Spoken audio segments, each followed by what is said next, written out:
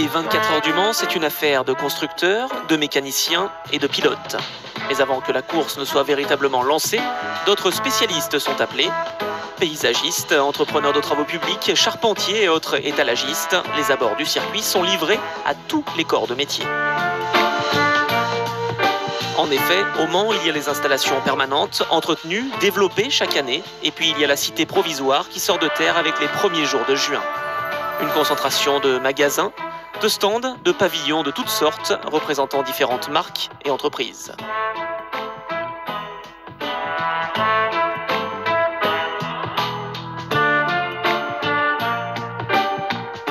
Une publicité qui touche des dizaines de milliers de spectateurs pendant 2 jours et une nuit, une véritable mine d'or pour les sponsors et autres entreprises spécialisées. Pendant ce temps, les acteurs se préparent tranquillement en coulisses. Ils semblent aborder l'épreuve en toute sérénité. Une confiance apparente qui cache parfois certaines appréhensions. Dans le domaine de la compétition automobile, on ne peut jamais affirmer que l'on est totalement prêt.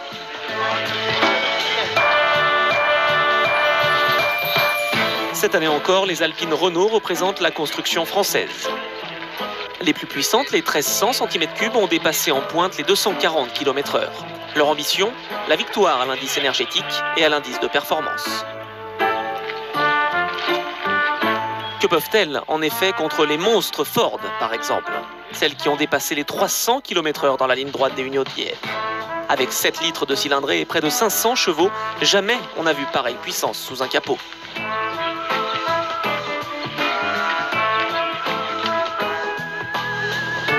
Dino, c'était le prénom du fils d'Enzo Ferrari, tragiquement disparu. Cette Ferrari de 1600 cm3 qui vient de faire en Allemagne des débuts fracassants sera pilotée par Baghetti et Casoni. Mais la Scuderia compte surtout sur ses prototypes 4 litres et 4 litres 4. Ici, l'une des deux 365P, 12 cylindres en V, une magnifique mécanique. Rodriguez et Vaccarella seront tour à tour à son volant. L'autre a été confié à David Piper et au Suédois Joe Bonnier. Une seule Maserati est au départ, la 8, que M. Simonet a confiée à Nespar et Siffer. C'est un miracle qu'elle soit au départ car elle a été construite et mise au point en 35 jours seulement. La Rover BRM sera la seule voiture à turbine de la course, rien à voir avec l'affreux caisson d'il y a 2 ans. Elle a pris de la ligne, elle est élégante. Graham Hill, associé à Stewart, essaiera de faire mieux que les Porsche dans la catégorie 2 litres. 19 juin, dès 11h, dès l'ouverture des portes, la foule encouragée par un temps splendide a pris possession du circuit. Les pilotes et les organisateurs sont ravis. Après l'ouragan qui avait interdit les essais 3 jours plus tôt, on pouvait craindre le pire. Les meilleures places sont ici, face au stand de ravitaillement.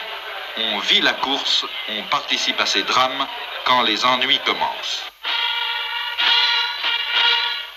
La dernière phase des préparatifs commence en musique, du moins pour les spectateurs de la ligne droite des tribunes.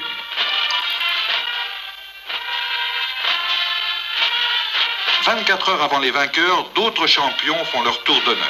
François Bonlieu, Marielle Guatchel, Alain Calma, venus eux aussi à ce grand rendez-vous des sportifs et des amateurs de sport.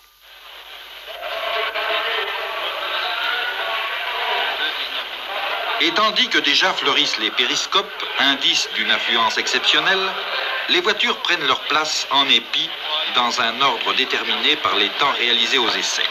Les Ford sont au premier rang. La numéro 2, pilotée par Phil Hill, a tourné la veille à 227 de moyenne. La 19, c'est la Ferrari de Scarfiotti. Scarfiotti vainqueur en 63 avec Bandini. 51 voitures au départ, la gamme complète de ce qui se fait de mieux au monde. Et tandis qu'on explique à M. Maurice Herzog comment il devra donner le départ, une dernière reconnaissance du circuit est effectuée.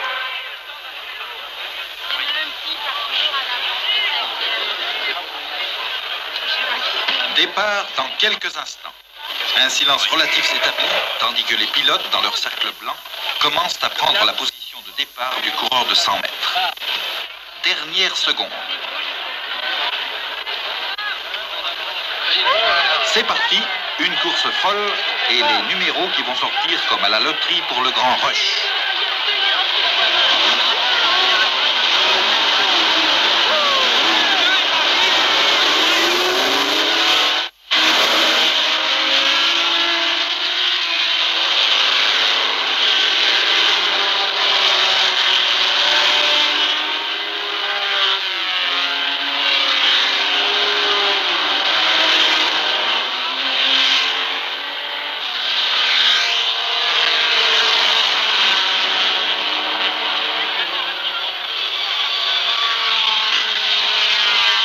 peloton groupé, mais pour bien peu de temps. Le chapelet encore compact va s'étirer au fil des 13 km du circuit dans un fantastique carrousel qui semble faire rebondir les bolides sous la passerelle.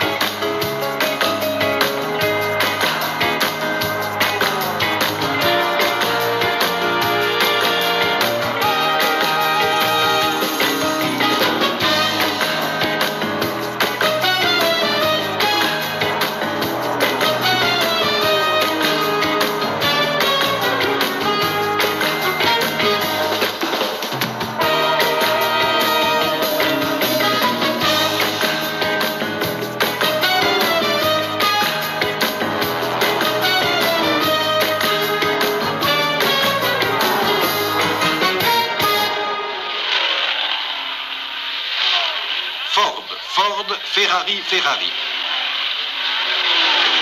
C'est-à-dire Miles McLaren, Philly Lamon, Surtees Scarfiotti et Guichet Parks. D'entrée, le duel Ford-Ferrari est engagé.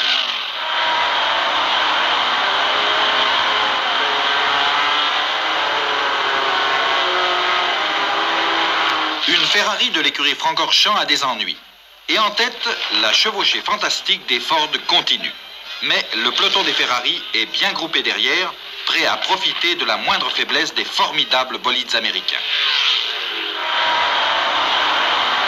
McLaren toujours en tête et qui mène un train d'enfer devant l'autre Ford, celle que pilote Chris Amon.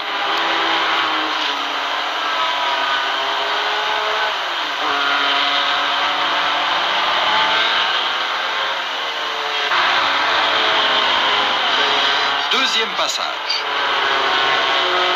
McLaren Ford, Chris Amon Ford,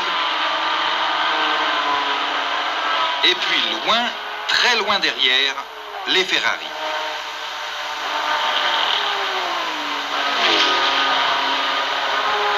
Sur la ligne droite des Hunaudières, la pression est fantastique. Les plus rapides montent à 300 à l'heure, 80 mètres à la seconde. À cette allure folle, les mécaniques trop sollicitées souffrent terriblement. Et déjà, plusieurs concurrents sont en difficulté. Le public, lui, est aux anges. Il est venu pour assister à une belle bagarre et il est servi. Au 4e tour, Amon est pointé en 3,43,8, 216 à l'heure, record officiel du tour pulvérisé. Puis McLaren prend la tête. Les Ferrari sont à 40 secondes. La course a pris des allures de Grand Prix, mais un Grand Prix, c'est 400 ou 500 km. Au Mans, il faut en faire 10 fois plus.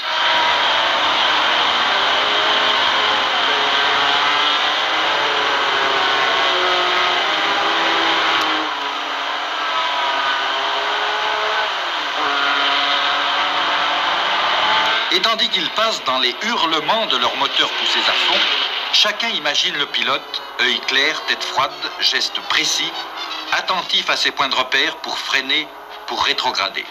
Rien qui ne doive au hasard ou à l'improvisation. Chaque tour est ainsi une succession de gestes, toujours les mêmes, au même endroit, à 5 mètres près.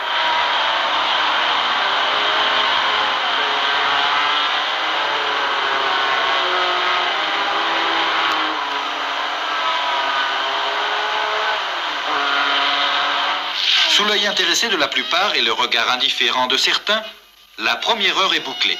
McLaren a battu le record du tour à 219 à l'heure. Les Ford toujours en tête, mais Surtees sur leur talon. Plusieurs concurrents connaissent la pénible épreuve d'avoir à se tirer d'affaire avec les seuls moyens du bord, la plupart s'en tirant d'ailleurs avec un maximum d'élégance, sinon d'efficacité.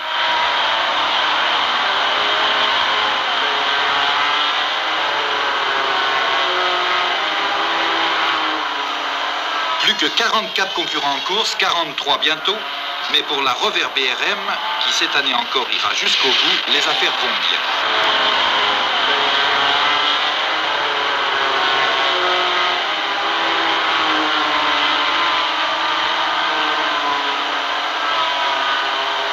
L'arsenal des drapeaux n'a pas encore servi au commissaire, sinon le bleu pour signaler à un pilote qu'il va être doublé. 215 km ont été couverts dans la première heure, mais les Ford doivent ravitailler. Et les Ferrari en profitent pour prendre un instant le commandement. À 18 h, McLaren a repris la tête. Pas pour longtemps. Car la troisième heure de course va être fatale au prototype Ford. Hammond s'arrête longuement à son stand. Bondurant abandonne. McLaren aussi. C'est la déroute.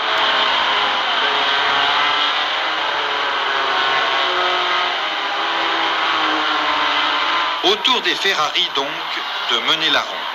Elles sont 4 au commandement. Surtees Scarfiotti, Guichet Parks, Bonnier Piper et en 4e position la 22 que pilote à tour de rôle Bandini et Biscaldi. La moyenne est toujours très élevée. Pour les 3 premières heures, elle dépasse 211 km/h. C'est extraordinaire, c'est énorme. Mais personne ne lève le pied. Et Phil Hill, dans un baroud d'honneur, va boucler le tour à près de 223 à l'heure avant de se retirer.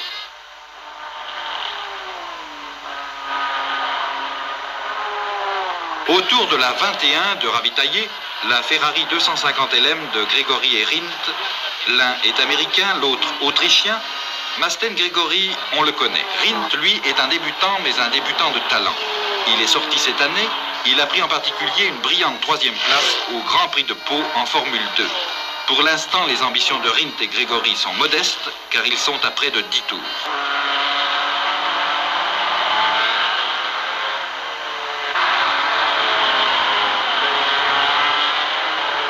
Les Cobras sont seuls maintenant pour défendre le prestige de la marque américaine.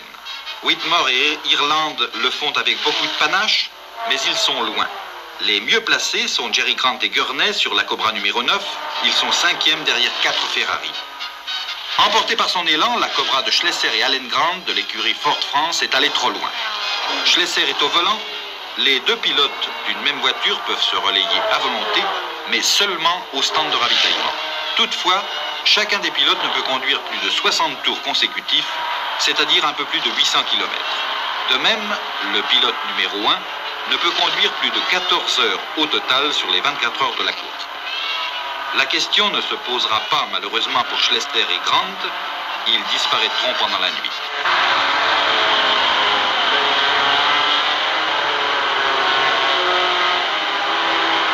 Ferrari en tête, Ford en déroute, la situation est claire. Profitons-en pour aller faire un tour côté village. Aussi passionné soit-on de la compétition, il est impossible d'y consacrer tout son temps, il faut absolument une récréation. Le bricoleur s'y trouve aussi à l'aise que dans son pavillon de banlieue, mais ce qui frappe le plus, c'est l'étalement des repas. Quelle que soit l'heure, c'est toujours celle du casse-croûte. Quant au rafraîchissement, vu la température ambiante, les stocks, pourtant impressionnants au départ, se révéleront souvent insuffisants.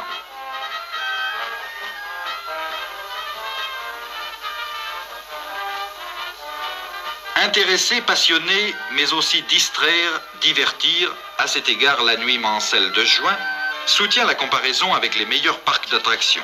De la Seine à la piste, l'activité va se poursuivre pratiquement jusqu'aux premières lueurs de l'aube.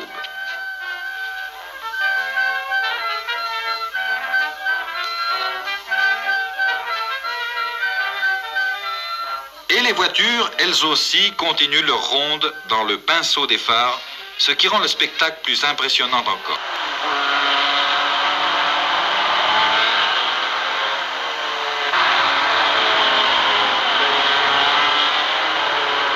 Nous approchons de la mi-course, il y aura bientôt 12 heures qu'elle tourne, et le moment est venu de faire le point. Le bilan est éloquent.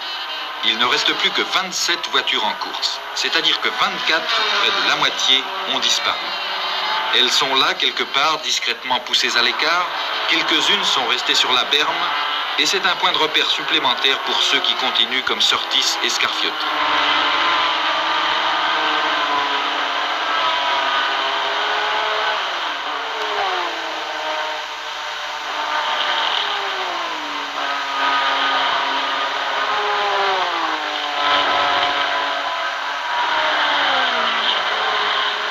Tandis que le soleil se hisse péniblement au-dessus de l'horizon, on repère les bolides rouges qui dominent la situation de la tête et des épaules. 5 Ferrari en tête. Dans l'ordre, la 26, la 21, la 24, la 20 et la 19. La 19, celle de Surtees, qui est talonnée par les 2 Porsche. À l'indice de performance, l'Alpine de Monrey-Bouard est en tête, devant les Porsche. De l'escadron Ford, il ne reste plus que 2 Cobra. La moyenne a sensiblement baissé, elle est tout de même d'un peu plus de 196 à l'heure.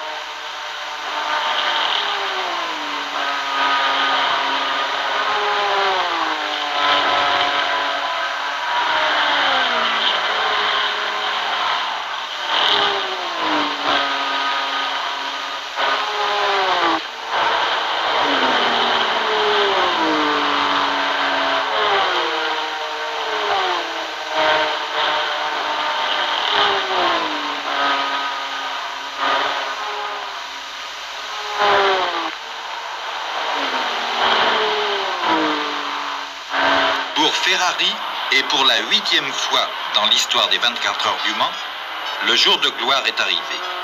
Dumais-Gosselin mène sur leur prototype 3 litres 3. Derrière, à 2 tours, Grégory et Rindt sur une voiture identique, la 21.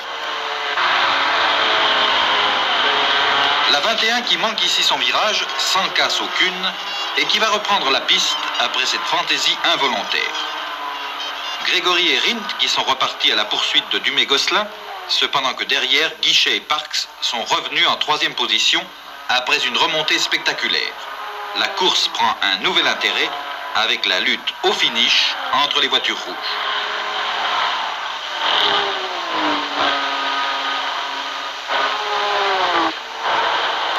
Côté spectateur, c'est nettement moins dynamique et le moutonnement de la foule est plutôt euphorique. La nuit du 19 juin, l'une des plus courtes de l'année, a été insuffisante pour beaucoup.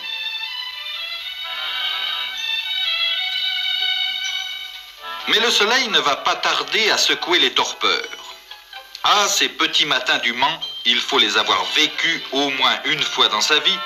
Il faut avoir vu les champs de bataille avant le passage des citas, la fête qui reprend à l'heure des croissants, avec tout ce qu'il faut pour se défouler convenablement.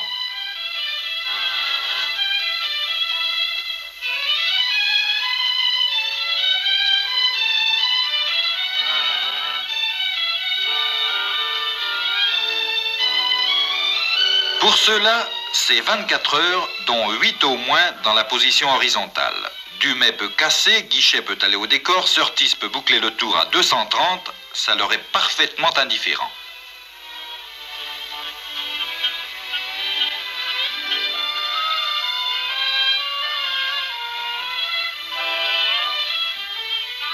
Toilette sommaire, de la tête aux pieds, mais ce qui surprend toujours, c'est la faculté d'adaptation de nos contemporains. La tradition du dimanche matin est sauve.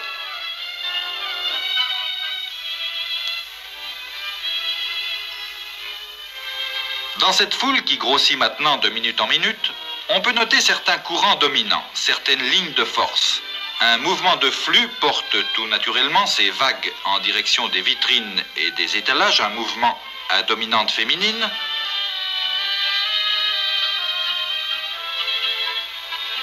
Alors qu'un flot diamétralement opposé ramène le long du circuit ceux pour qui les 24 heures du Mans sont tout de même autre chose qu'une partie de campagne. On fait rapidement le bilan de la nuit, mais on sait déjà qu'il est sévère car le pointillé des concurrents est de plus en plus espacé.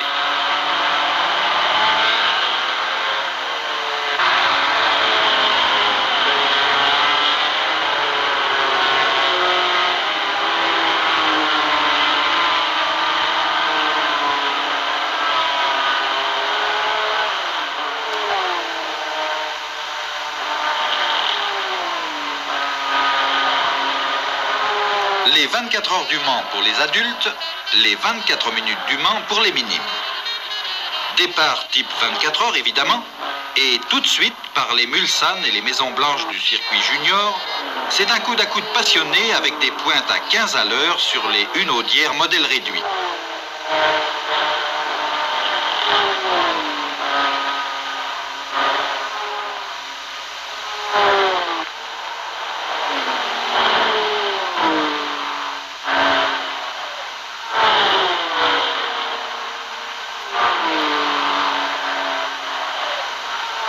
Dans un magnifique rush final, c'est un jeune breton de Rennes qui l'emporte et qui va faire son tour d'honneur.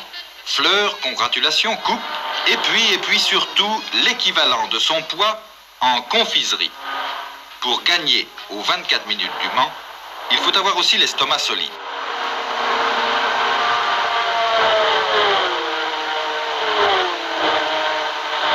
Grâce à cet appareil, les téléspectateurs d'Europe et d'Amérique peuvent suivre les péripéties de la course, une course qui, avec la chaleur et la fatigue, atteint pour les pilotes son passage difficile.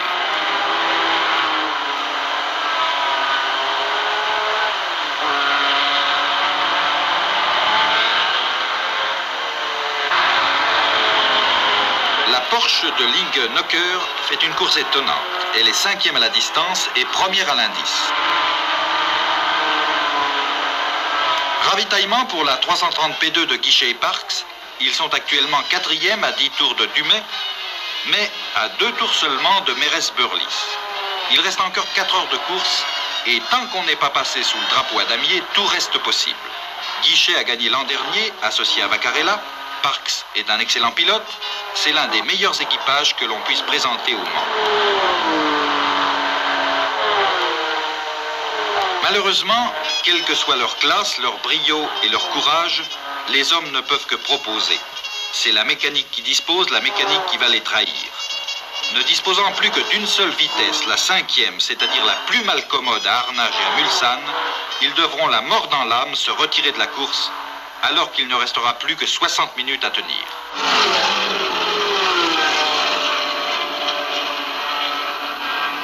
Ils seront en bonne compagnie d'ailleurs, puisqu'au poste de chronométrage, 16 voitures seulement sont désormais pointées. Et il en disparaîtra encore 2 avant le rythme.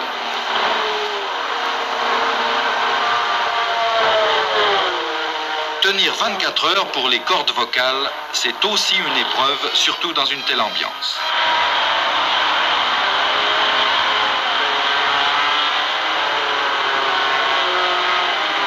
Dernier ravitaillement pour Rodriguez et Vaccarella qui occupent actuellement la 8e place, une place modeste peut-être, et pourtant c'est un succès pour Pedro Rodriguez qui avait la réputation d'un fonceur.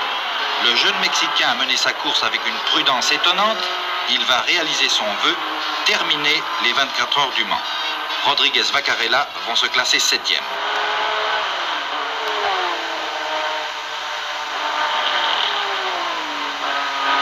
Et c'est alors que la malchance fait encore une victime. Et quelle victime? La Ferrari numéro 26 de Pierre Dumay et Gosselin, celle qui mène la course depuis plusieurs heures. Un pneu a éclaté à la suite d'un tête-à-queue, le temps de revenir au stand à toute petite vitesse, le temps de changer de roue et de réparer quelques tôles froissées, et la 21 passe en tête. La 21, la Ferrari de Masten Gregory et Jochem Rindt. L'incertitude aura plané jusqu'à la dernière minute. Mais cette fois, il n'y aura pas de mauvaise surprise pour l'homme de tête. Alors que les chronos viennent de passer le cap des 24 heures, la 250 LM, engagée par la North American Racing Team et pilotée par Gregory et Rindt, enlève la 33e édition des 24 heures du Mans. Dumay-Gosselin, les grands malchanceux, sont 2e, Mérès-Burlis 3e, 3 Ferrari aux 3 premières places.